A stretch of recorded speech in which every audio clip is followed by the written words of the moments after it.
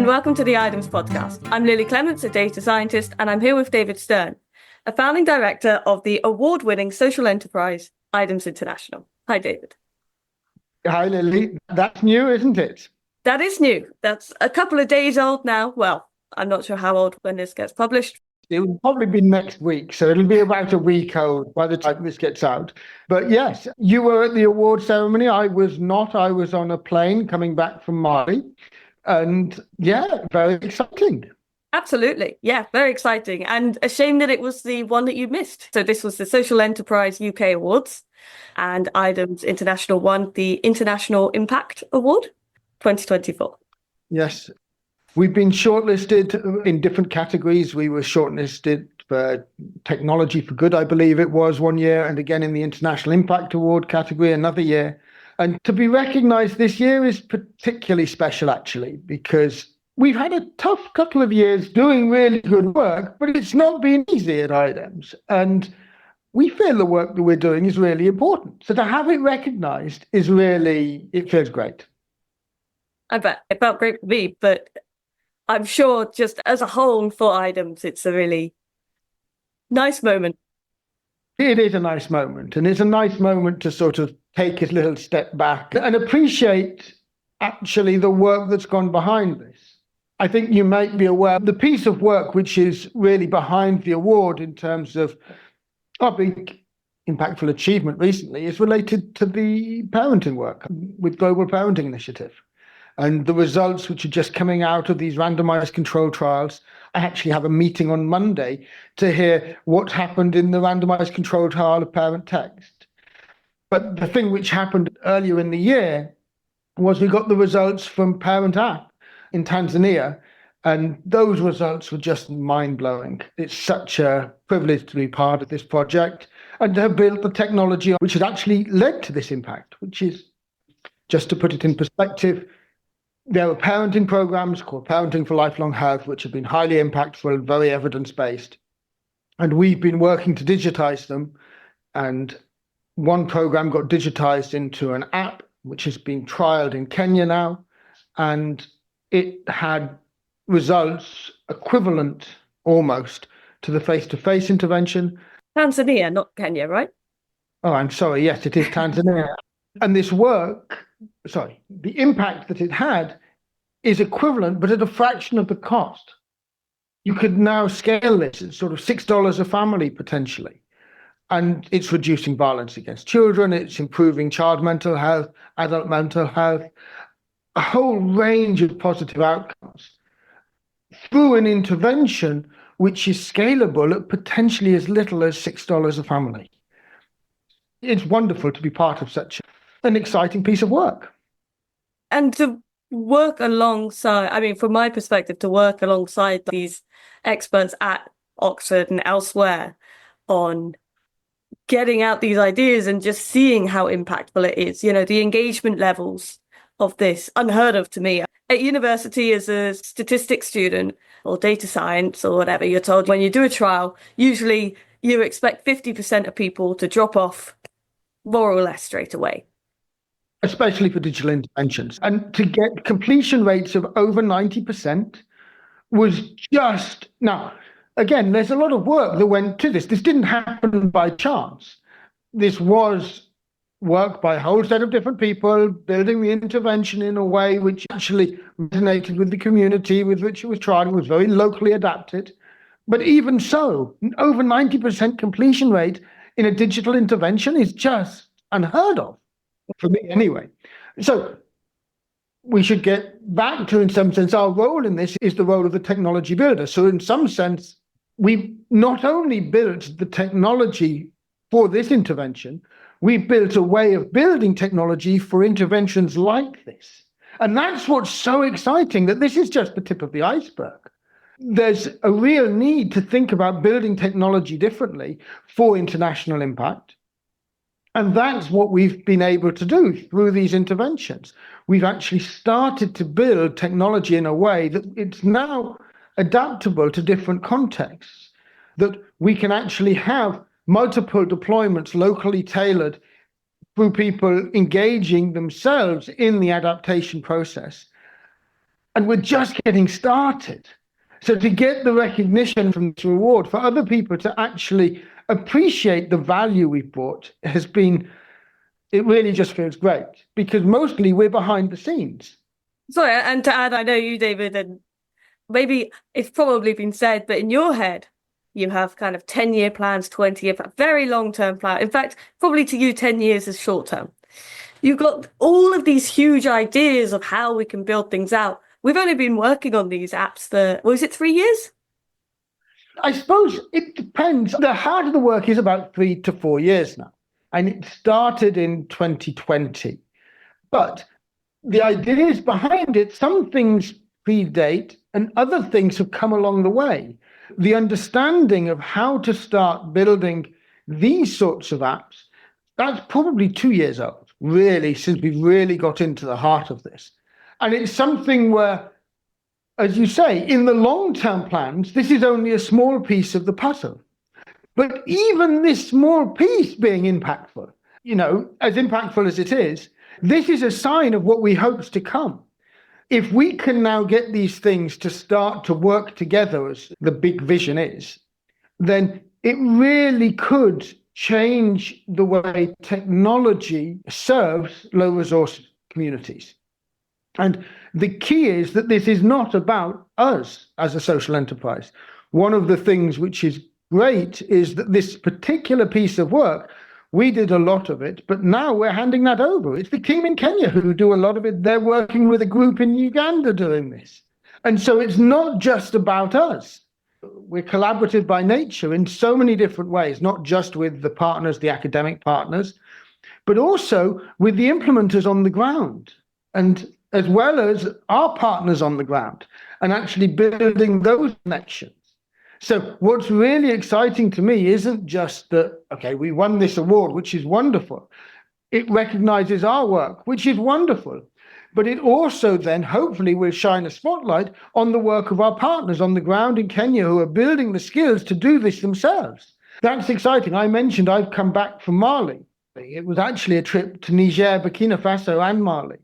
And I'm at least as excited about what I saw there as I am about the award, which I'm really excited about. But there, we've got a team which is being built across Niger, Burkina Faso, Mali. If anybody's worked in those areas, they recognize these are really inspiring places, but with really difficult challenges. And we've now got a little team emerging in each of those countries. The skills that they're gaining, it's taken time, but they're really able to start engaging in projects in different ways and supporting others. Our role is to support others almost always. And their role now, as our collaborators on the ground, is to support others in their context. And that's growing so well. So this isn't about us being recognized. It is also about the fact that with us being recognized, those who are working with us, there is a spotlight which can be shone on them. And actually on that important support work, which is often behind the scenes. And normally we tend to find we're underappreciated, maybe, not by our partners, but just by outside observers. So to be recognized like this is just wonderful. I'm pretty excited about it. And I just want to pick up on that underappreciated point, because I know in the past from you that I want to say you don't mind being underappreciated. You don't need to be told like, oh, you're doing a great job here, Dave. I might be wrong. But I guess the point is having that appreciation then means that it can help us to build.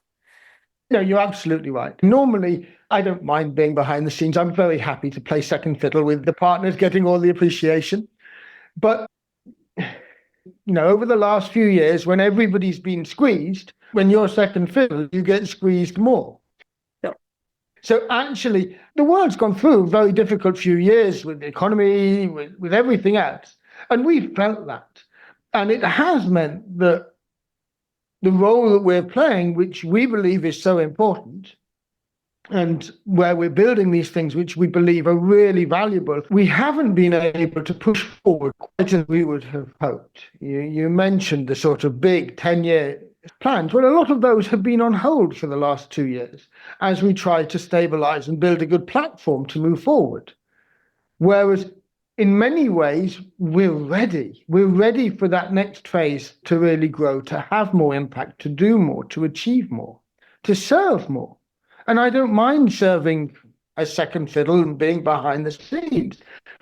But we can only do that if people actually can see and can understand the value that we've brought. And the truth is, I've not been very good at sharing that. And let me be absolutely clear. This year's application, it was other members of the team took the lead in putting us forward. And I didn't contribute as much. I didn't tell our story as much. But the stories are now so established within our team, we know what's happening. People were able to put that together, and it's been recognized. It feels really good to be seen. And we don't always get that, and I don't always want that. I'm very happy to be behind the scenes supporting others most of the time. But just occasionally, it's nice to pop your head up and actually to have an appreciation for the work that we've done, which I really am grateful to Social Enterprise UK for recognising and for valuing our work.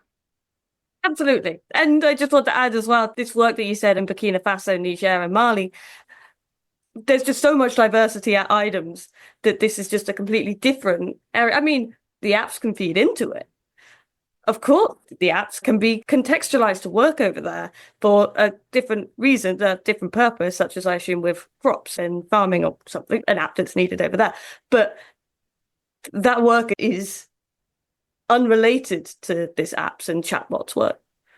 Be careful with the word unrelated. Okay. Of course, as you say, in my head, there is a relationship between all of these. And you're absolutely right. There is a project in Mali who I promised that within 2 years, we'll be able to bring the apps work into the work they're doing, which is trying to build these systems for farmers to help manage their own farms and get the data on their farm, understand it, and so on.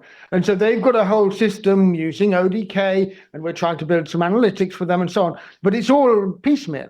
And so I've promised that within 2 years, we'll try and have that using the technologies we've been building in the apps, because I know that serves.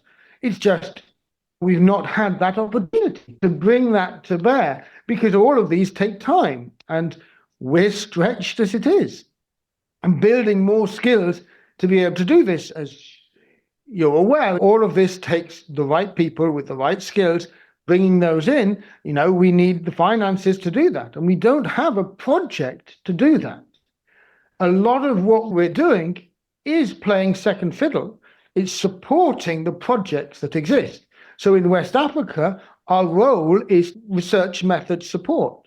We're supporting a whole collection of research projects in agroecology, working with farmer federations on the ground quite often. And that work's been inspiring to me. And what's been really inspiring recently is building the capacity of local counterparts to play the support role. We now have an amazing team across Niger, Burkina Faso, and Mali on the ground. And they're now at the stage where they've got enough skills to know that they've got a lot more to learn, but they can contribute already. They're in a really good place. They still need our support and backstopping. They still need us to be coming in and building the capacity further to help them really go further. But they're now able to be on the front line with the projects, helping them to analyze their data, to prepare the data collection tools, to work in supporting research to happen well. And so this is not so different, if you want, to what we've had in our other role of building the apps to enable the researchers to actually get their research findings to implementers so that they can implement at scale. But it is different. The connections are huge, and the cross-learning that's possible is huge. That's a lot of the role that we play. I guess being able to focus on us at the moment, a big part of this is that as a team, we don't just bring the technical expertise, although that is our great strength. Our great strength is the depth of our technical expertise. But it is the fact that we've worked on the ground with partners for so long that we have this approach of whenever we can, we're handing over. We're taking on the hard task of often getting things started. But then if there's a repetitive task, as quickly as possible, we're aiming to say, yeah, you can use us, but you don't need to use us. Use our partners in Kenya. They can do that part really well. Use our partners in Ghana. Use the skills that we've built and the tools that we're building, but let's get the partners on the ground who are closer to you to actually be playing that immediate role of interaction, because they can do it better because they're there. We can step in and support if it's needed at a higher level.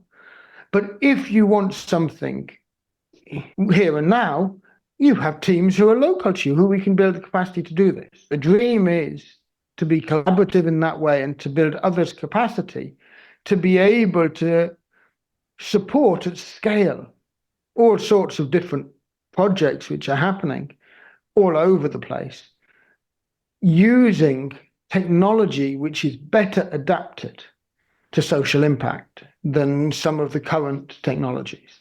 And I don't want to go into details of that now, but that's what was recognized in this award because of the work we've done supporting the PLH team as part of the Global Parenting Initiative. PLH being Parenting for Lifelong Health. Yes, sorry. Parenting for Lifelong Health as part of the Global Parenting Initiative. And to have that work recognized in this way, it gives hope that actually it's a long path, it's a hard path, but we're getting somewhere where people are seeing the value.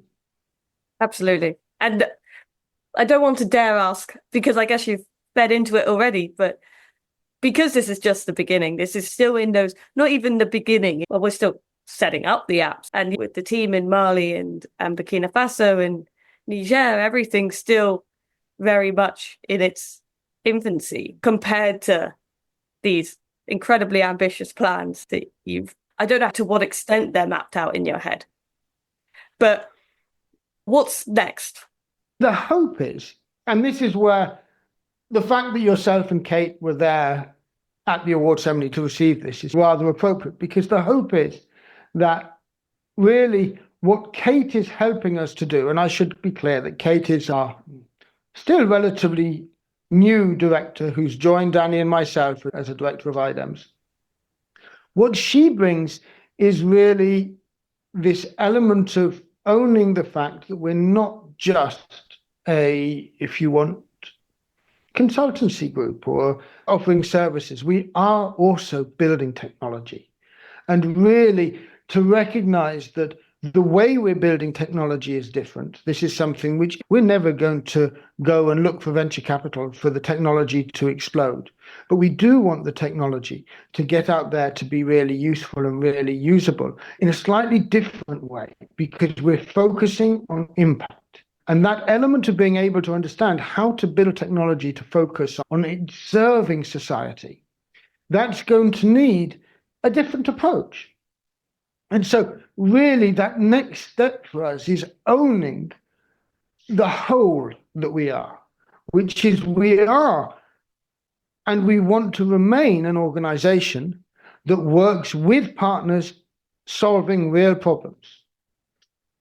But we are also an organization that builds new technology, and the technology needs different approaches to build it so it can scale. And that's the bit that I want us to really own and lead into. And this is where Kate's taking us. And I'm so impressed. It was a meeting of minds in a way that I never really expected, because we'd always wanted a third director. Daniel and I never felt that it should have been the two of us. And she was doing her own thing. And at the start, as is natural for me, I was trying to help her to do her own thing. And to have that flipped on me and her to say, wait a second, what are you guys doing? And really understanding what we're doing and why, that has never happened to me before. And now for her to be bringing her skills to actually help us to say, okay, we need to tell these stories right. We need to actually get out there and help people to understand the big vision, but also the immediate opportunities of the technologies we can be building, the fact that these things take time, but if they are built, they are meeting concrete needs which have been observed because of our work on the ground. The startup culture is often about young people having an idea and making it a reality. That's not where we're coming from. Don't get me wrong, I really appreciate the team of young people we have, like yourself and the others, who have lots of good ideas. But the heart of our work is coming from real experience on the ground, observing things which are needed in specific contexts and understanding how those same things are needed in other contexts. And then using our skills as mathematicians to try and get to what is the underlying commonality and what is it that needs to be built that doesn't exist, that would serve not one project, but across many. And this comes back to what you were saying about the way that we're building the apps are not yet serving our work in West Africa. That's disjoint. But it's not totally disjoint because it will serve them. And that need is there and it's observed there, even though we don't yet have the resources to build what they need. We are building with that in mind. And that's one of the differentiators with what we're trying to do. We're not trying to maximize for us.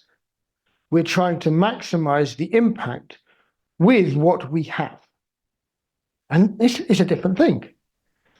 Thank you very much, David. Really interesting discussion and really interesting to speak to you, and really great to be a part of IDEMS and just to hear about these kind of impressive things that IDEMS are doing and to know that you're a very small part of that is a wonderful feeling. To say you're a small part of it is, I think, not correct now, because you've become really a central pillar to a lot of what we're doing. If you think about the different projects, you're one of the few people who's actually, because of your wide interest, jumping between them. You've done little bits with the agroecology team, as well as doing bits on climate and doing little bits, well, done large bits on the parenting and so on.